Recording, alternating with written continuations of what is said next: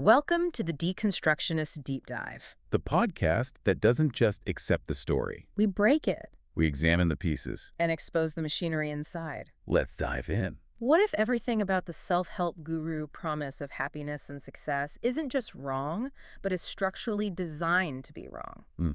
That is our mission today. We are taking, a critical deep dive into the architecture of these modern influence systems. We're specifically mapping the precise relationship between psychological manipulation techniques and the mechanisms of capitalist extraction that these systems, they just rely on. Right. It's like looking under the hood, isn't it? Yeah. Seeing how the engine actually works. Exactly. Seeing the code behind the curtain, recognizing the blueprint of the factory that, frankly, manufacturers doubt and then turns around and sells you the cure. And for that kind of deconstruction, you really need the perfect case study. Something clear, almost archetypal. Precisely. And our subject today really fits that bill. The Rachel Hollis case profile. A big one. Oh, huge. For anyone maybe not familiar with the sheer scale of this phenomenon, this is the woman who basically dominated the self-help space for a while, especially with her 2018 book, Girl, Wash Your Face. That book was everywhere. Absolutely everywhere. It sold, something like 4.5 million copies? Just staggering number. And that scale, that's really just the beginning. This wasn't just, a lucky bestseller. It was a cornerstone of a whole multi-million-dollar empire built on aspirational identity. So the book was the foundation. What else was built on top? Well, her peak revenue streams, they included that massive book income, obviously, but also a pretty substantial media company, a popular podcast. And maybe most strategically, these high-ticket conferences. We're talking tickets often costing like $1,800, maybe even more. Wow. Just to get in the door. Just to get in the door. And the significance here for you listening is, it's crucial. This case represents the absolute peak, you could say, of the performative success economy. It's the purest example of identity-based influence marketing we could find. It shows exactly how this aspirational identity is constructed, how it's manufactured, how it's leveraged to extract wealth, and then sold right back to the consumer, usually at a premium price. Exactly. So here's our deconstruction thesis for this whole deep dive. We are going to expose the machinery inside that illusion. We're going to show you the components of what we're calling the perpetual inadequacy engine, the system designed to make sure you feel like you have to keep consuming, you have to keep buying. Right, the hamster wheel. Precisely. Yeah. #tag2. Deconstructing the architecture of success. Okay, so let's start unpacking this thing. Before we can really get into dismantling the core lie, the message that sold millions, we have to look at the structural supports. Yeah, the foundation. We need to analyze who was being sold the system and exactly how the wealth was, pulled out of that very specific group of people. And that demographic piece, the synergy matrix, as we called it, that's absolutely key to understanding how it exploded initially. The audience wasn't really broad at all. It was incredibly targeted. Okay, who was it? The source material points really clearly to a core audience. Conservative Christian women. Okay. Predominantly living in the southern and Midwest regions of the U.S. And often, this is important, often already deeply involved in multi-level marketing structures, MLMs. Ah, the MLM connection. That's interesting because there's an immediate tension there, right? Totally. The whole girl wash your face message, it was often packaged with this girl boss capitalism language, fierce independence, hustle, self-reliance. Right. But that core demographic, conservative Christian women, they often tend to shy away from mainstream feminist ideas, don't they? They do. So the question becomes, how do you sell them this idea of radical empowerment without all the cultural baggage they might reject? Yeah, how does she thread that needle? Well, that's the crucial differentiator. And where, frankly, the marketing was genius. She managed to bridge these two worlds that seem opposed. She took that empowering language of girl boss capitalism, the aggressive hustle your way to the top idea, and delivered it in a way that didn't require her audience to challenge their traditional values or their family structures.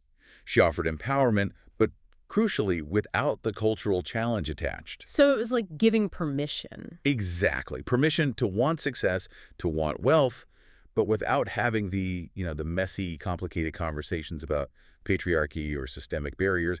For conservative Christian women, this was a framework for success, a kind of girl boss blueprint that felt well, compatible with their faith, their home life. And then there's the MLM piece. How did that fit in? Well, simultaneously, for those participants already deep inside MLM structures, her message was like validation gold. Because MLMs, they thrive on toxic positivity, right? Right. And this relentless hustle culture, which often means just ignoring the terrible success rates, the systemic issues. Right. You have to believe it's all about effort.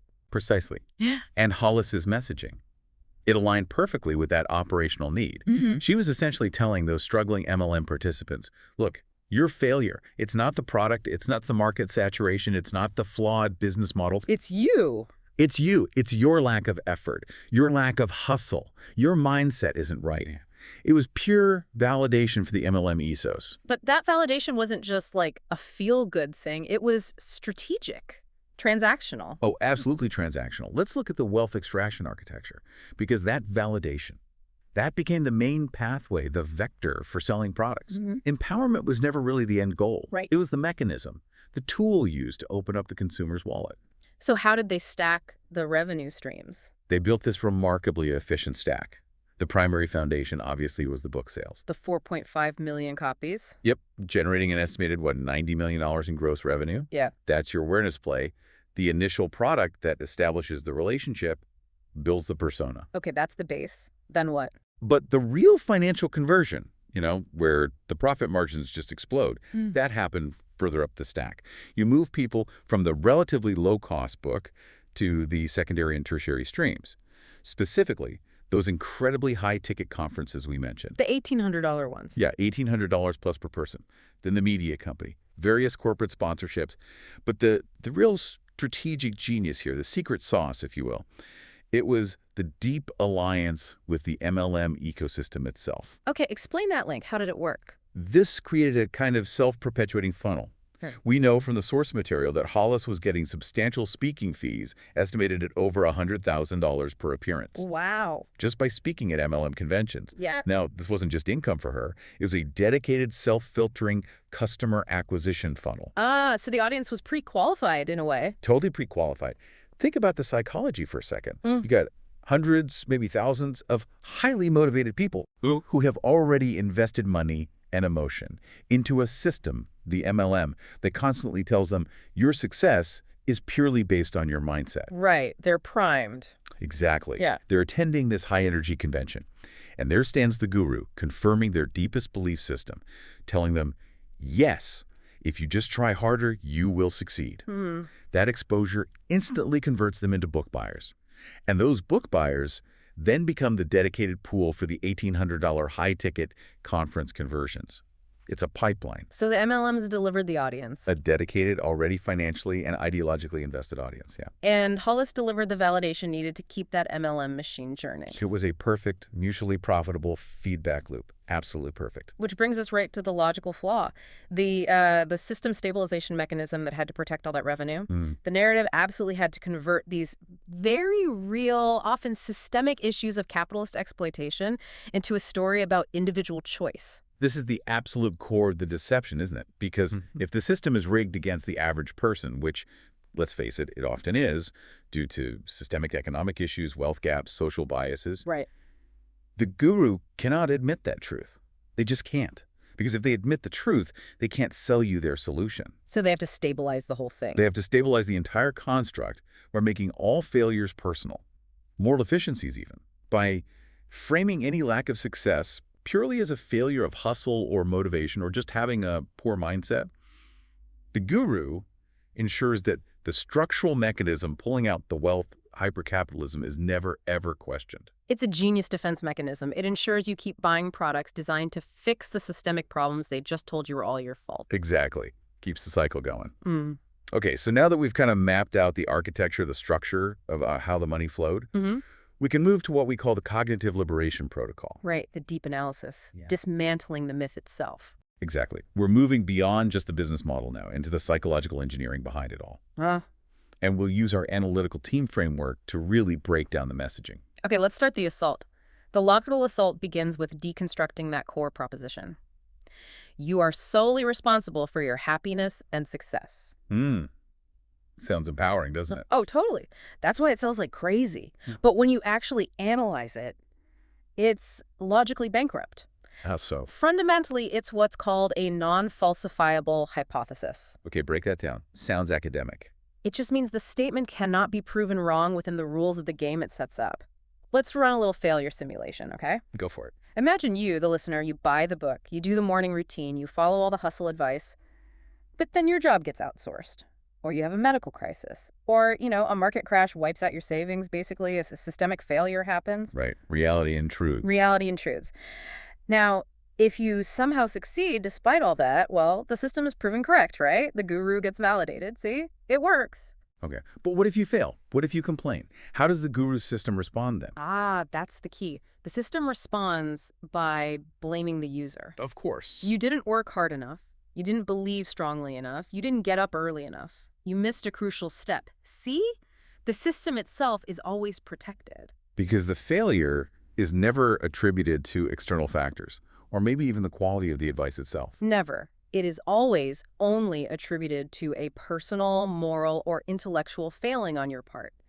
Therefore, the system itself is logically untestable. You can't prove it wrong. And maintaining that relies heavily on what we call evidence suppression, doesn't it? Absolutely. All those systemic barriers we mentioned, poverty, chronic illness, institutional racism, lack of access to good education, just being born without generational wealth, they are explicitly framed as mere excuses. They become external distractions that you just have to overcome with sheer, pure willpower. It's a deliberate methodological failure. It forces the user to ignore all context. Completely. And furthermore, the selection of evidence is critical. The entire structure depends on the dominance of anecdote. The guru's own story. Exactly. Hollis herself, the statistical outlier who succeeded wildly, becomes the singular proof of concept. If I can do it, you can do it. Right. Ignoring the millions who bought the same books, did the same things, and saw little or no change. Those vast data sets are simply ignored, swept under the rug in favor of the one glittering example of the guru. And the logic becomes, if you can't achieve that outlier status, well, that's on you. Okay, so that's the logical flaw. Now let's pivot to the PSY-OPS team analysis. Yeah. How did they actually convince millions to buy into this logically flawed premise? What's the narrative? The narrative mapping. They deployed a primary narrative that is, it's ancient, it's deep in our cultural DNA, but it was skillfully repackaged for the Girlboss era. Which narrative is that? It's the Cinderella story, basically. You, the audience, you start as the messy, struggling, unvalidated protagonist. But through sheer hard work and, crucially, a change in mindset, you become the successful princess, who, conveniently, also happens to be a CEO in this version. Right. Cinderella meets hustle culture. Exactly. And the psychological hook they use is brilliant. They create this constant tension between performative relatability and aspirational superiority. Explain that tension. The messaging carefully balances this, like FERP sisterhood language, using warm, intimate terms like sister and girl to imply this close, supportive connection. I'm just like you. I'm just like you, with the harsh, untouchable perfection of the guru's polished, edited, highly curated life that you see online. So you're constantly getting mixed messages. Constantly. I'm just like you, a hot mess mom. I struggle too, Wow, while simultaneously seeing a lifestyle that is just geometrically, financially superior to your own. And that gap, that's deliberate. Oh, absolutely deliberate. That tension, that gap between the hot mess claim and the actual yacht life reality. It's designed to drive consumption, to make you feel inadequate and reach for their solution. The warm, inclusive language of sisterhood gets mixed seamlessly with the harsh, meritocratic language of capitalist bootstrapping, work my ass off. It creates this constant state of, productive insecurity. Always striving, never arriving. Which brings us to strategic command, because what's really fascinating here is, like you said, these mechanisms aren't new, are they? Not at all. They are deep historical control mechanisms just rebranded with a slick, consumerist, often pink aesthetic. Exactly. Let's look at concept one, radical individual responsibility. Okay. We need to connect this to the bigger picture. This isn't just self-help jargon. It's a foundational myth of hypercapitalism. You see historical parallels, right? Oh, absolutely. Think about the Protestant work ethic. Even Calvinist predestination, where material success was literally seen as a sign of divine favor, of moral righteousness. So if you were rich, you were good. If you were poor, it was seen as a moral failing, quite literally. And the modern version is? Identical, just secularized. If you're not achieving millionaire status, it's framed as a moral failure of effort, a failing of your willpower, your dedication. And what's the philosophical counter-argument to that? The rebuke. Well, a powerful one comes from concepts like the Buddhist idea of pratityasamutpada dependent origination, Okay. which simply acknowledges that nothing arises independently. Your success is never solely dependent on you. It depends on this massive, complex web of societal factors, economic conditions, history, environment. Right. Context matters. Context matters immensely. And ignoring that web is fundamentally unrealistic and, frankly, dangerously isolating. Okay, that's concept one. What's concept two? Concept 2, toxic positivity as control. And this one is arguably the most insidious element. How did that work? It works by pathologizing any form of dissent, any criticism, any realistic assessment of systemic barriers. It's just labeled negativity. So if you point out a problem, you are being negative, and by extension, you are the problem. You're the one who needs to be purged or fixed. That's a powerful control mechanism. Hugely powerful. And essential for maintaining the illusion. It has direct historical parallels in, like, cult disconnection tactics. You see it in MLMs too, right? Absolutely. It's required for MLM operational stability. Any criticism of the model is forbidden. And you see it in groups like Scientology, which mandates cutting off critical family members, labeling them suppressive persons. So someone questions your guru or your MLM. You're told they're just a negative person, a hater, and you need to cut them out of your life. It's designed to suppress your intellectual immune system, to stop you from thinking critically. And what's the alternative? The antidote isn't just being pessimistic, is it? No, not at all. The alternative is something like stoic, reasoned critique. The ability to see reality clearly, good or bad, without emotional hyperbole, and then address it strategically and truthfully. So it's about accuracy, not performance. Precisely. The self-help movement often demands emotional performance always be positive. Stoicism demands cognitive accuracy. Always try to see things as they truly are. Big difference. #tag for V. Taxonomy of deceptions and the failure architecture. Okay, so if that core lie, the non-falsifiable hypothesis, is the foundation, then the taxonomy of deceptions details the structural beams, the things holding the whole facade up. Right. These are the specific manipulative tactics used day to day to keep that perpetual inadequacy engine running, making sure the customer keeps coming back for more solutions. Exactly. And our deep dive identified 8 key deceptions. We probably need to walk through each one briefly, understanding not just what it is, but what its manipulative purpose is within the business model. Okay, let's list them out. Number 1. First, the sole responsibility lie, which we've covered pretty well. Its purpose is clear: drive self-blame for systemic failures. It's basically an ideological product liability shield for the guru. Got it. Number 2. Second, the relatable guru persona. This is pure emotional manipulation. It's designed to exploit that parasocial bond you, the listener, might develop with the speaker. The feeling that she's your friend. Exactly. You feel like she's your friend, your sister, which makes her advice incredibly hard to challenge skeptically, because criticizing her starts to feel like criticizing a family member. Right. Yeah. That makes sense. Number 3, following that is the perfect life credential. The purpose here is simple: suppressed evidence that perpetuates inadequacy in the audience. Meaning you only see the good stuff. You only see the curated highlights, the yacht, the massive house, the seemingly perfect marriage, the flawless Instagram feed. You're left comparing your messy, unedited reality to her highly edited fiction. Which guarantees you feel insufficient. Guarantees it. Yeah. Which then drive you to buy the next product that promises to help you close that impossible gap. Yeah. Okay. Number 4. Number 4 is that negative people as vampires tactic. Right. Cutting people off. Right. Yeah. This is essentially an ad hominem attack, commonly used by MLMs and cults, designed to sever your critical thinking networks. How does it do that? If you cut off anyone in your social circle who might offer critical feedback or counter data, you become entirely dependent on the guru's information stream. It's pure control, just disguised as self-care or boundary setting. Sneaky. Okay, number 5. Then we have the pure meritocracy myth. This involves suppressing evidence, which results in privilege erasure. Explain that. It's the idea that anyone, from anywhere, can succeed through pure effort alone. It's a cornerstone of, like, the American dream narrative or American exceptionalism. But it ignores reality. It conveniently ignores the guru's own starting line. They often benefited from significant economic or social advantages, maybe family support, network connections, inherited money advantages the average person simply doesn't have. So it tells a fairy tale. A fairy tale where background doesn't matter, which prevents the audience from accurately assessing their own situation and the real barriers they might face. Okay, number 6. This one sounds interesting. Empowerment through consumption. Ah, yes. This one is brilliant and subtle. It's basically circular reasoning that defines freedom or empowerment as something you buy. Like the book, the ticket, the t-shirt. Exactly. A book, a conference ticket, a course, even a t-shirt that says, "Girl, wash your face."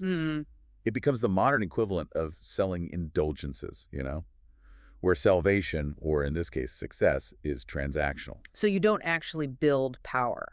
You buy the feeling of empowerment. It's like buying a gym membership and confusing that purchase with actually being physically fit. They're not the same thing at all. That's a really critical distinction, because if your empowerment is defined by the stuff you buy from the guru, Then your liberation is forever tied to their financial system. You always need the next hit, the next product. got it. Okay, 2 more. Number 7. Right.